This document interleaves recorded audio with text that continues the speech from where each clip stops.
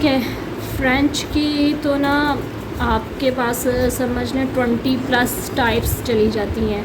अब जो यहाँ पे हमारे पास भी जो बनवाने आता है फ्रेंच, वो भी कहता है बस आप फ्रेंच कर दें। तो उनको अभी फ़िलहाल इनके नामों से वो इतना फेमिलियर नहीं है। फिर वही बात कि आपको एज एक्सपर्ट बस आपको नाम पता होना चाहिए। बाकी जो फ्रेंच है ना वो नेल की शेप के अकॉर्डिंग ही बनता है, ज़ाहिर है वो एक कॉमन सेंस है, उस तरह बनना चाहिए। ठीक है, तो वैसे इनके ये नाम और इनका आपको ये आपको आहिस्ता आहिस्ता याद होते जाएंगे, आप पढ़ते जाएंगे।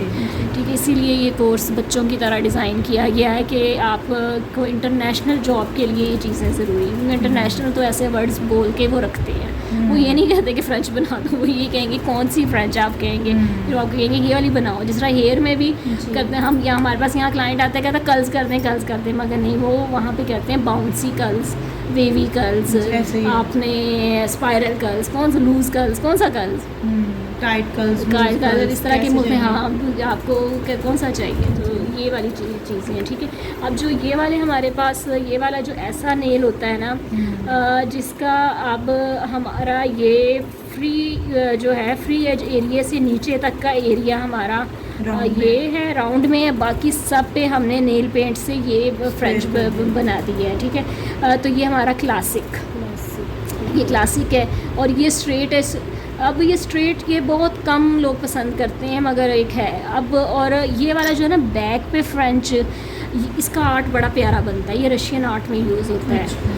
बैक में फ्रेंच करके इसके अंदर ना वो स्प्रिंकल कर देते हैं, बीड्स कर देते हैं, या कोई चंक्स होते हैं वो कर देते हैं, फिर ऊपर जेल से उसकी ना एक्सटेंशन बना देते हैं। तो ये रशियन आर्ट में यूज़ होता है, बड़ा प्यारा बनता है इसका। ठीक है, और ये आउटलाइन, अब आजकल आउटलाइन आर्ट भी मैंने ना सोशल मीडिया पे देखा है, बहुत ट्रेंडी है। वो समर ट्रेंडी के नाम से ना कर रहे हैं समर में पेस्टल कलर से। पेस्टल कलर्स का मम्मी से आपको पता है, पेस्टल कलर्स जो लाइट कलर्स होते हैं ना, लाइट फ्रोजी, light pink, light blue, sky blue, ये वाले शेड्स पेस्टल शेड्स बोलते हैं उन्हें। वो मैट में भी होते हैं, ग्लॉस में भी होते हैं, दोनों में होते हैं, मगर जो लाइट टोन होते हैं ना, जो हमारे समर के कलर्स हैं वो वाले ठीक है, वो पेस्टल कलर्स हैं। तो ये जो आउटलाइन है ना, ये उनकी ज़्यादा अच्छी बनती है। और ये ओम्ब्रे लुक, ओम्ब्रे का अंदाज़ा आपको इस टाई एंड डाई आप लफ्ज़ों में बोल लें इसे जी। हेयर की भी ऐसी होती है। हाँ, हेयर का भी ओम्ब्रे है। उसके बाद लिप्स का ओम्ब्रे बड़ा फेमस हुआ था, अभी भी चल रहा है। ब्राउनिश में रेड दे देते हैं। अच्छा, अभी आ गया, पहले मिड में रेड हाँ मिड में वो कोरियन से स्टार्ट हुआ ना, कोरियन ने ये किया। ये वाली जो हमारी आउटलाइन थी ना, ये वाला तो बहुत पुराना था कि सिर्फ पेंसिल लाइन लगा के लिपस्टिक लगानी। हेलो, अस्सलाम वालेकुम। ठीक है, ओम्ब्रे का तो आपको फिर नाम से फेमिलियर है। अब ये बनता भी इसी तरह ही है कि डार्क कलर होता है और इसके लाइट कलर को ना, इसके 2-3 ब्रशेज़ होते हैं, ब्रशेज़ हम यूज़ कर सकते हैं। एक हमारा एप्लीकेटर ब्रश जो आई शेडो में जो ब्रश पहले वाले हम यूज़ करते होते थे ना, अब तो दूसरे ब्रशेज़ आ गए हैं, जो फोम वाले ब्रश, वो वाला, हाँ जी, स्पंज वाला, वो भी यूज़ कर सकते हैं। फिर ओम्ब्रे ब्रश इसका अलग है, वो भी यूज़ कर सकते हैं। और स्पंज, नेल आर्ट का स्पंज होता है जो हम ब्लेंड करने के, हाँ जी, ब्लेंडिंग के लिए, वो वाला, वो भी हम यूज़ कर लेते हैं। तो ये 3 तरह से ना ओम्ब्रे, और एक और इसका ब्रश होता है जिसके एक हेयर होता है, फिर एक बीच में एक हेयर नहीं, फिर एक हेयर नहीं, वेवी होता है, उससे भी ओम्ब्रे बन जाते हैं। तो फिर ये वाला ओम्ब्रे हम उस तरह बनाते हैं। अब ये वाला क्लासिक डीप, ये जो डीप चला जाता है ना थोड़ा सा ये, और ये जो क्लासिक डीप है ना, ये ज़्यादा लॉन्ग नेल पे बनता, खूबसूरत लगता है ये। अब ये पॉइंटेड, ये ऑलमेट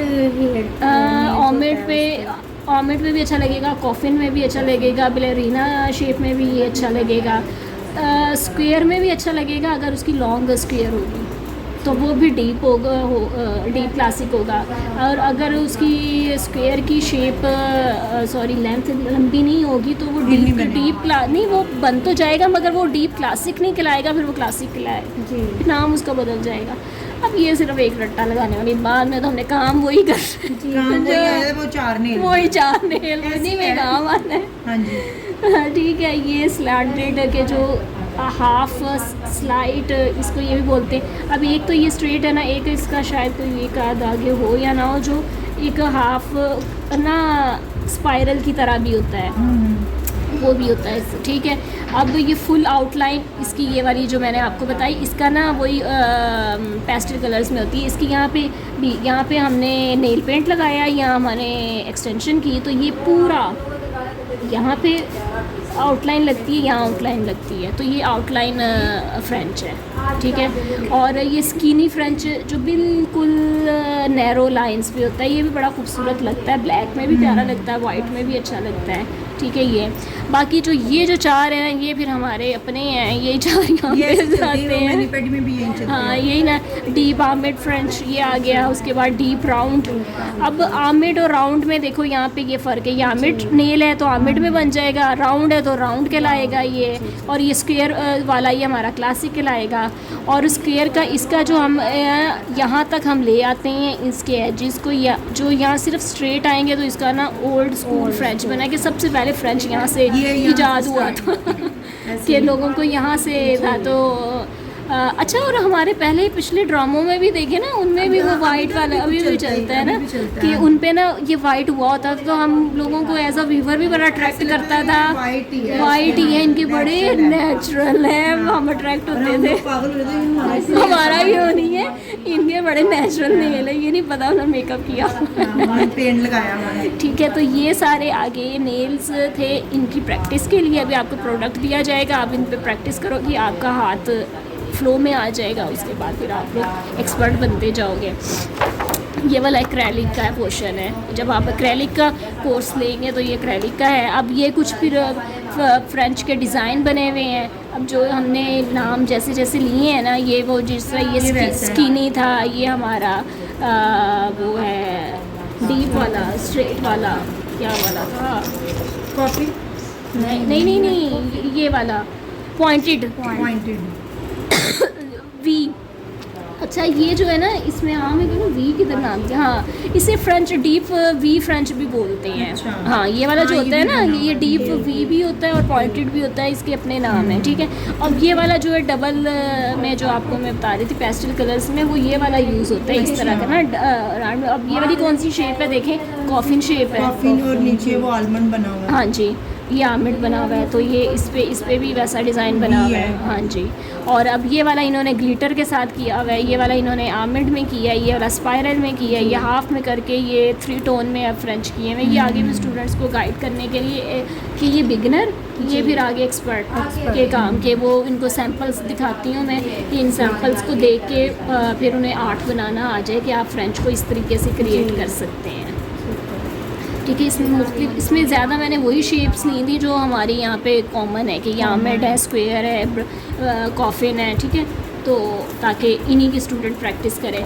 और अब इनको फ्रेंच करने का तरीका मेन ये उसका चार्ट है कि आप स्टार्ट आउटलाइन से नहीं करते, स्टार्ट आप पॉइंट से करते हैं या नैरो लाइन से, कि फ़र्स्ट आपने ये क्रिएट की, फिर आपने 2 डॉट यहाँ लगाए, इनको मिलाया, फिर यहाँ पे कलर कर दिया, कि इस तरह आपको फ्रेंच आता है, ठीक है। इसी तरह ये वाला फुल के अब आपका पॉइंटेड लगा दिए, उसके बाद इनको वी मिलाया। आप स्ट्रेट भी पहले कर सकते हैं, वी भी पहले कर सकते हैं, फिर इसको स्ट्रेट को वी राउंड करना आपके लिए इजी होता है, कि ये 2 पॉइंट्स होते हैं, इनको मिला दिया, फिर आपने ये कर दिया। ये वाला ज़्यादा कॉमन, हाँ, तो ये इजी वाला तरीका है, ताकि आप लोग प्रैक्टिस इसकी करेंगे, इसके आ जाएंगे। तो ये भी आपकी आर्मेड शेप है, कॉफिन शेप है, स्क्वायर शेप है, आर्मेड शेप है, ये राउंड है, ये स्टिलेटो है। तो जो ये यहाँ की कॉमन है ना, तो ये मैंने उनके अलग कोर्स बनाया ताकि आप लोग इनकी प्रैक्टिस करें। तो ये चीज़ें हैं, तो ये अब आप लोग प्रैक्टिस करना चाहते हैं, मेरी तरफ से मोस्ट वेलकम है। दूर प्रोडक्ट करेंगे प्रैक्टिस, ठीक है, चलें।